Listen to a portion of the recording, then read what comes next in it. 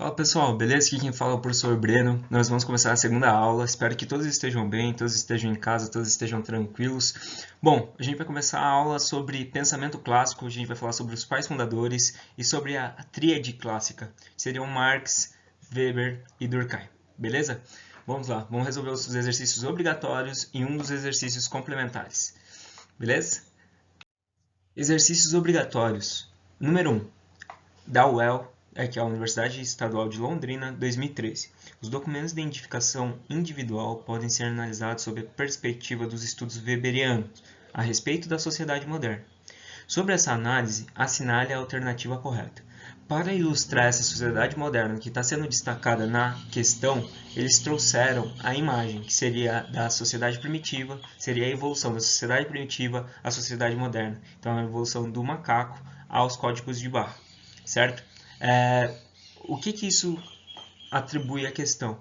A gente parte de um pressuposto que o conhecimento é algo abstrato, correto? Então, quando a questão traz uma imagem ou algo do gênero, tente analisar ela junto com o conhecimento que vocês têm. Isso você ganha um poder de análise, um poder analítico, certo? Vamos para as respostas. Letra A.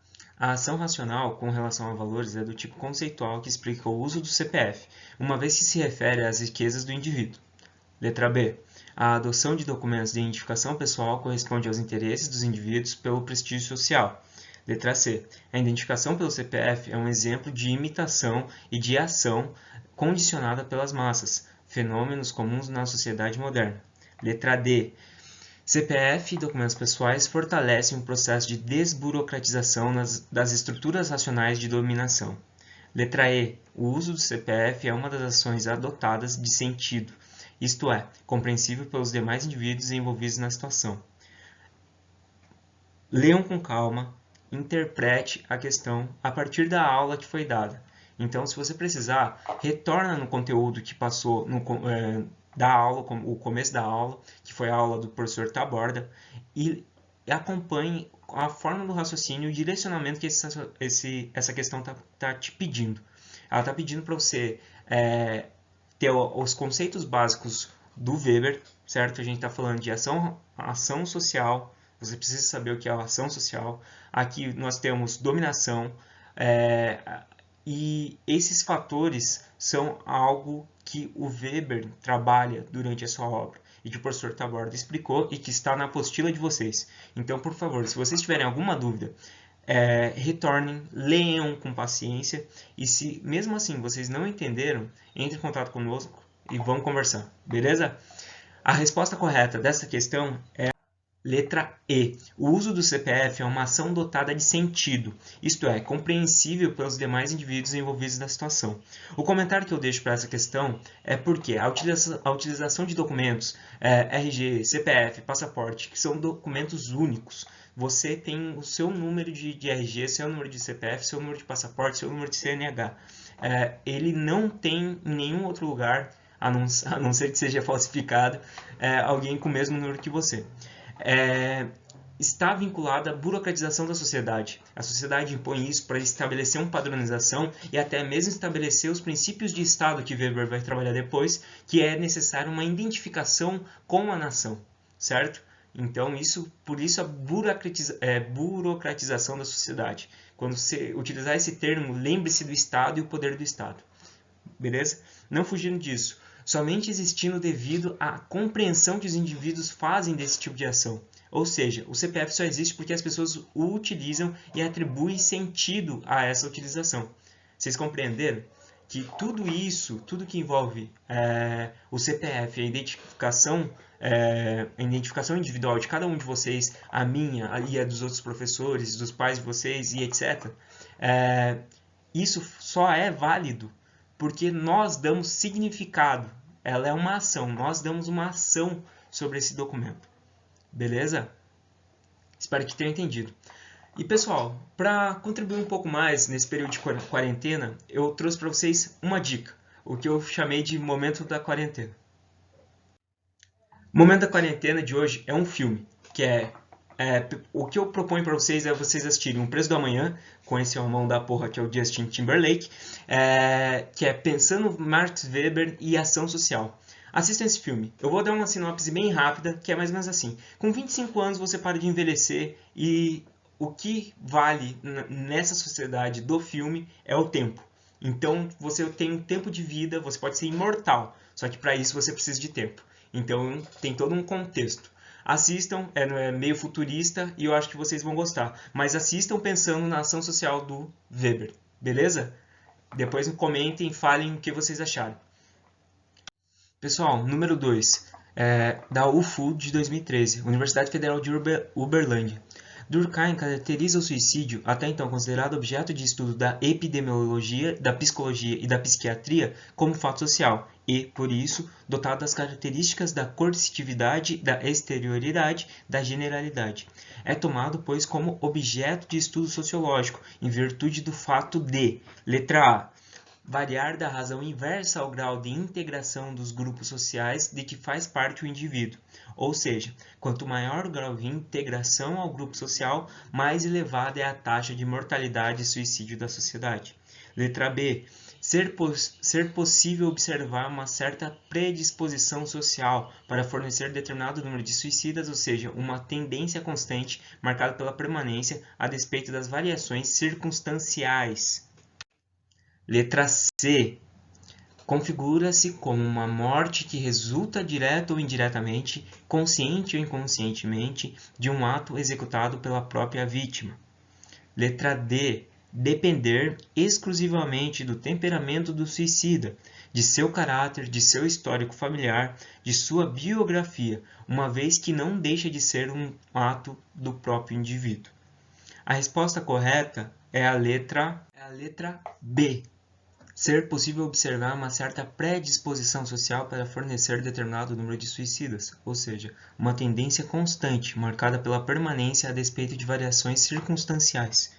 O comentário que eu deixo para vocês é o seguinte: quando se trata de suicídio, Durkheim visualiza ele como um fato social. Esse fato social, ele existe como tal nas diversas sociedades, de forma mais ou menos constante. Isso significa que ele existe em vários lugares. Existe tanto aqui em Curitiba, como em Colombo, quanto lá em São Paulo, como no Amapá, como lá no Recife, como nos Estados Unidos, como na Europa, como na China, no Japão e etc.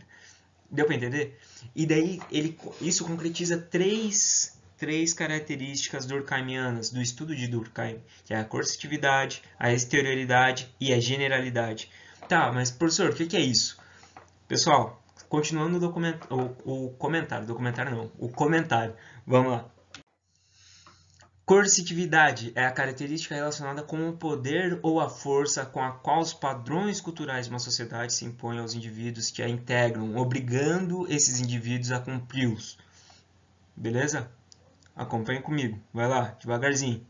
Exterioridade. Quando o indivíduo nasce, a sociedade já está organizada, com suas leis, seus padrões, seus sistemas financeiros. Cabe ao indivíduo aprender por intermédio da educação, por exemplo. 3. A generalidade, que os fatos sociais são coletivos, ou seja, eles não existem para um único indivíduo, mas para todo um grupo ou sociedade. Certo? Então a sociedade tem suas imposições que estão restritas a nós desde o momento do nosso nascimento. E com isso geram todas as questões dos fatos sociais e como esses fatos sociais influenciam na nossa vida. Beleza? Vamos para a questão número 3. É da UniOeste, de 2016. É um trecho do Manifesto Comunista, está na página 40. Burgueses e proletariados. A história de todas as sociedades até hoje existente é a história das lutas de classes. Homem livre e escravo, patrício e plebeu, senhor feudal e servo, mestre de corporação e companheiro. Em resumo, opressores e oprimido, em constante oposição, têm vivido numa guerra ininterrupta, ora franca, ora disfarçada, uma guerra que determinou sempre ou por uma transformação revolucionária da sociedade inteira ou pela destruição das classes em conflito. Assinale a alternativa correta. Para Karl Marx, como se originam as classes sociais? Letra A. As classes sociais se originam da divisão entre os governantes e governados. Letra B. As classes sociais se originam da divisão entre os sexos. Letra C. As classes sociais se originam da divisão entre gerações. Letra D. As classes sociais se originam da divisão do trabalho. E letra E. As classes sociais se originam da divisão das riquezas. Pessoal, eu acredito que essa questão possa gerar dúvida em 3 opções. Se tiverem dúvida em outras, eu vou explicar todas para ficar mais claro. Mas as 3 opções seriam a letra A letra D e a letra E. São as 3 opções que gerariam uma dúvida em qual marcar. A letra A, pense que Marx não trabalha a relação de estados, ele não está falando de governo e governados. Ele não trabalha, ele não chega neste ponto. Então você desconsidera a letra A. A letra A poderia gerar essa confusão.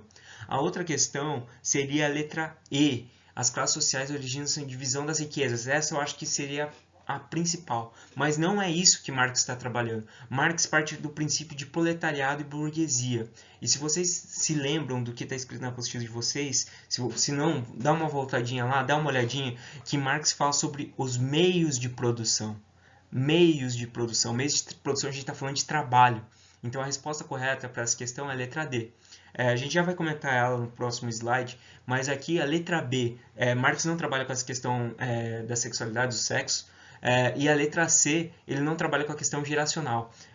Para ficar claro o que seria essa questão geracional, seria a questão da monarquia. Teu pai é o rei, você é o príncipe. Beleza?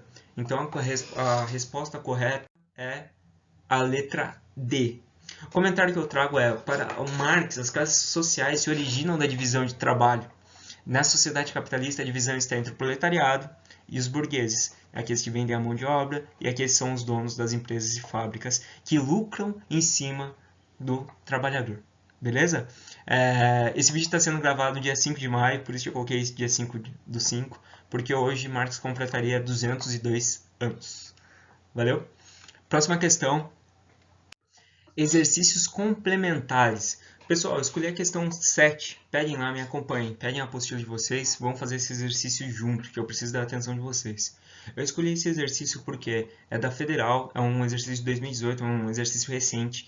E é a primeira vez que caiu as específicas, livros específicos nas alternativas da Federal. Foi no ano de 2018. Beleza? É só para vocês terem uma noção também do que a Federal vai cobrar ou que outros vestibulares vão cobrar. Tá bom? Em 1848, Karl Marx e Engels publicaram um manifesto comunista. Segundo seus autores, a burguesia desempenhou na história um papel eminentemente revolucionário. Pessoal, abre parênteses, eminentemente revolucionário por causa da transformação social que ocorreu na Revolução Francesa. Beleza? Lembrem disso. Fecha parênteses.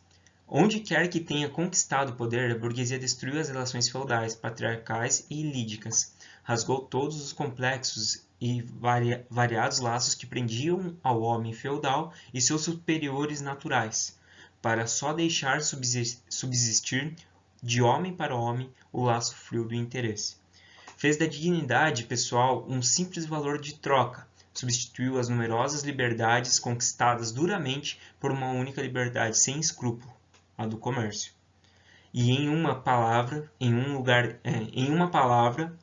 lugar da exploração dissimulada por ilusões religiosas e políticas, a burguesia colocou uma exploração aberta, direta, despudorada e brutal.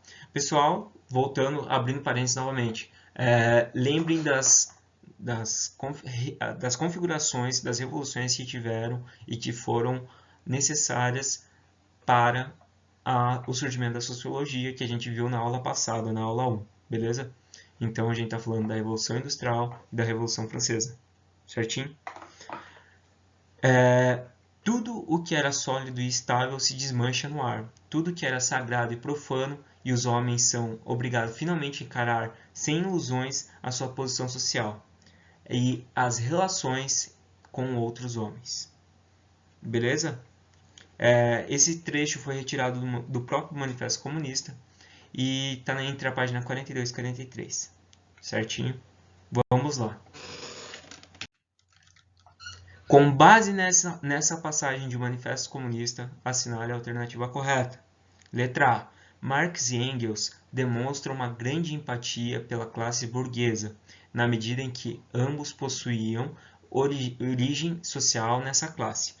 Entendem também que o proletariado cumpria um papel importante na construção das sociedades capitalistas, mas que não o faria de modo pleno sem a existência da burguesia e seus intelectuais, que forneciam as diretrizes necessárias para o desenvolvimento do capitalismo.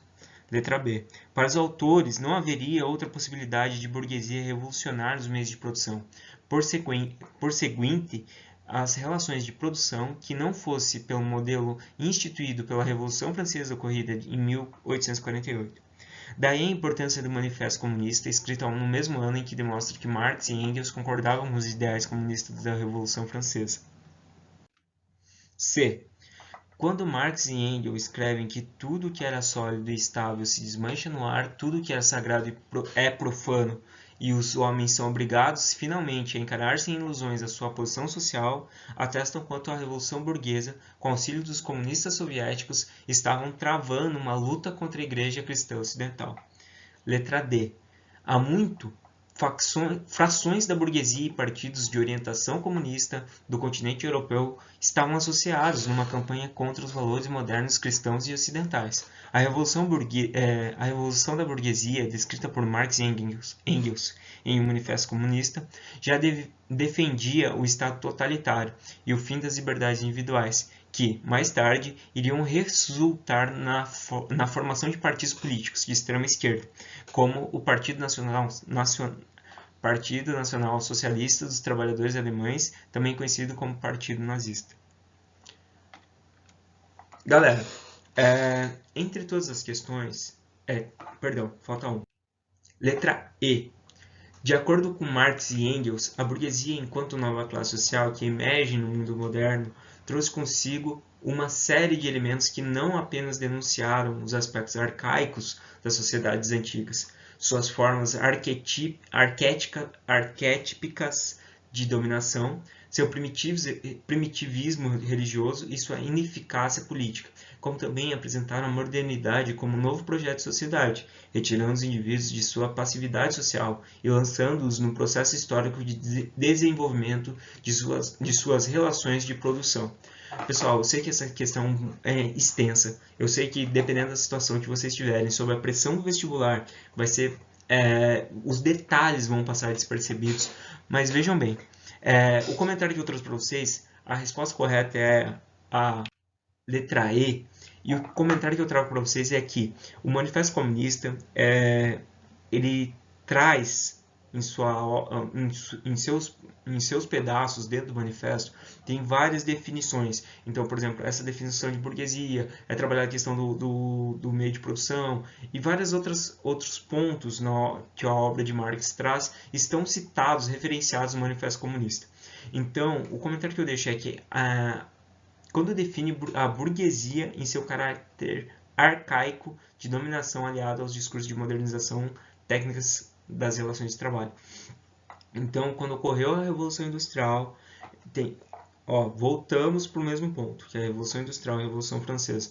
Então, quando a gente parte desse pressuposto, tanto a ascensão da burguesia na Revolução Francesa, como a transformação dos meios de produção e os modelos de produção da Revolução Industrial fazem com essa nova configuração de sociedade um novo sistema econômico também, um sistema capitalista, ao qual os meios de produção têm um papel importantíssimo por causa da Revolução Industrial e como foi surgir as novas indústrias, e por isso, a pergunta a respeito do Marx e do Engels e do Manifesto Comunista, afirma que a burguesia, enquanto a nova classe social que emerge no mundo moderno, a ascensão da burguesia, como eu falei anteriormente a respeito da Revolução Francesa, trouxe consigo uma série de elementos que não apenas denunciaram os aspectos arcaicos das sociedades antigas, suas formas arquétipicas de dominação, seu primitivismo religioso e sua ineficácia política, como também apresentaram a modernidade como um novo projeto de sociedade. Então, essa nova configuração de sociedade, através da Revolução Francesa e da Revolução Industrial, trazem consigo a queda da monarquia, a desvalorização da religião, porque na época, se vocês em história vocês veem isso muito mais aprofundado aqui em sociologia, mas a igreja tinha um poder muito grande muito grande, que é equiparado ao poder do rei. Eles eram uma simbiose, praticamente igual, trazendo para uma cultura pop, é igual o Venom.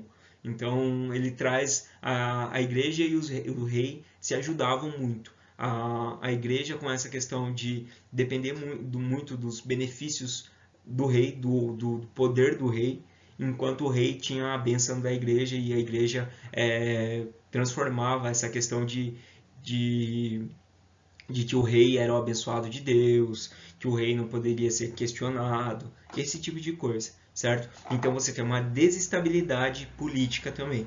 Então igreja e monarquia se ajudavam muito, eles eram muito unidos.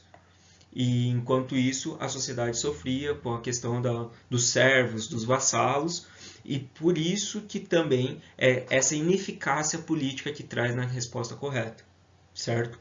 E depois, quando vem o surgimento da burguesia, também vem uma nova reconfiguração de política, que vem o surgimento do que a gente chama de Estado moderno, que é visto em Weber. Beleza? Retirando fecha parênteses, voltamos ali, retirando os indivíduos de sua passividade social e lançando-os no processo histórico de desenvolvimento de suas relações de produção. Ou seja, foi as grandes rupturas sociais fizeram surgir a sociedade moderna. E essa sociedade moderna, segundo Marx e Engels, lembrando que isso é um destaque muito importante na obra deles, essa sociedade moderna vem das relações de produção, que é a burguesia e o proletariado. Beleza, pessoal? Tranquilo? Espero que tenha ficado claro. Se vocês tiverem alguma dúvida, por favor, entre em contato conosco. Mandem e-mail, falem com o professor que está auxiliando no Tira Dúvida de sábado, certo? Professor José, ou mais conhecido como Zé. E vamos conversando, certinho? Por final, no final, eu faço meus pedidos da última aula. Por favor, sigam a gente nas redes sociais, vamos valorizar o nosso curso e compartilhem, vamos democratizar o ensino, beleza, pessoal? Se tiver algum amigo ou amiga que esteja precisando assistir às aulas para prestar o vestibular, compartilhem, indiquem, sigam, se inscrevam no canal e tudo isso, toda essa linguagem de gameplay, coisa arada, certinho? Valeu, muito obrigado a todos e todas e se cuidem, fiquem em casa, abraço, é nóis!